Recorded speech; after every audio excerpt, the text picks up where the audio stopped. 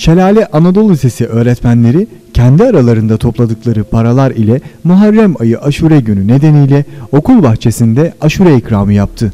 Okulun öğretmenleri, öğrencileri ve velilerin yanı sıra çevre okullarda görevli öğretmen ve öğrencilerin de katıldığı etkinlikte misafirlere yaklaşık 2000 kase aşure ikramı yapıldı.